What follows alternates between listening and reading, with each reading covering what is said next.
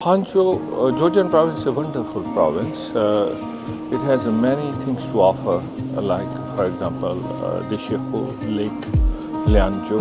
The lake in the city is not just a lake, it's a UNESCO World Heritage. It's an amazing place.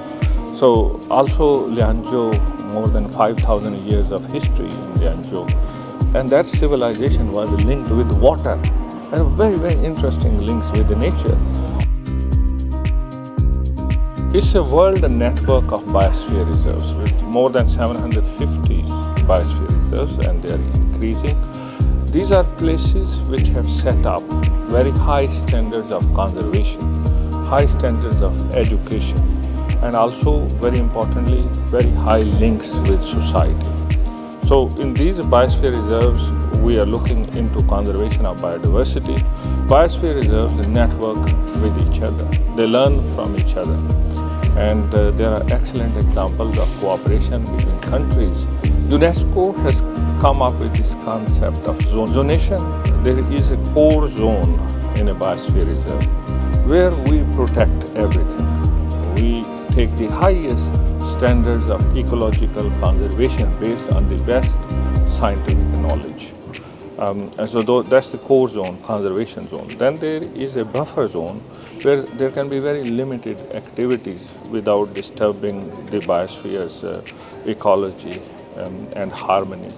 And that's where maybe we can watch birds, people can go for tourism, but they do not do any polluting activities. And then there are transition zones where there can be opportunities for maybe hoteling, for the different kind of businesses, so that we can have these different areas, and they are implemented through regulation, through law, and through enforcement. So if these biosphere reserves are maintained according to these principles of conservation, sustainable development can coexist with ecological conservation. And that's the concept of eco-civilization, people coexisting with the nature. That's why we say MAP, Man and Biosphere Programme. So how we learn from each other that people can coexist without the degradation of biodiversity, because that's our big challenge. Since 1970s, 69% of world biodiversity is in decline.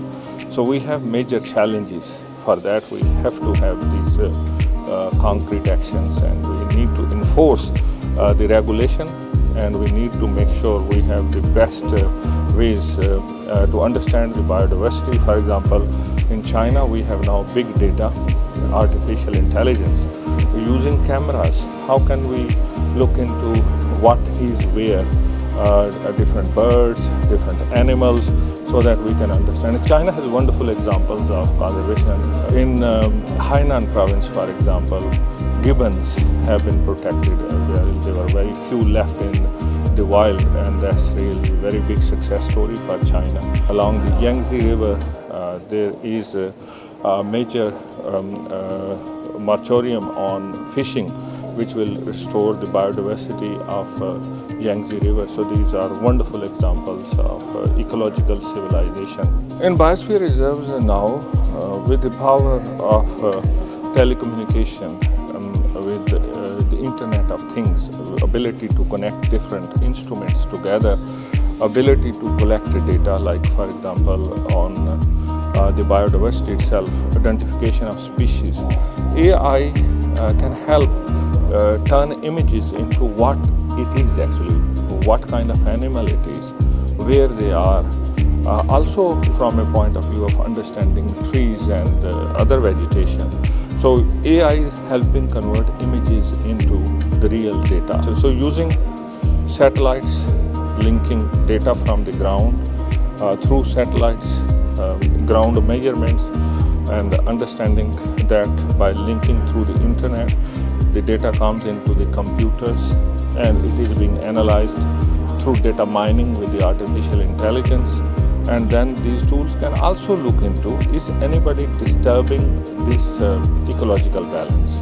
So if somebody is cutting the trees or doing the poaching of the animals, they can be detected very easily with these technologies. And now in China, the revolution with open artificial intelligence like DeepSeek, for example, and many platforms are now available.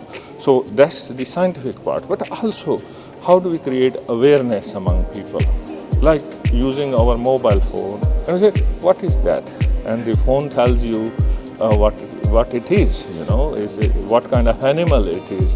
And that's where the power of the mobile phones, and I see young people with their mobile watches, with the watches, they can actually take a picture.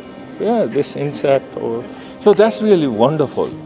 These technologies were not available to the public before, and the power of learning has been enhanced in an immense way.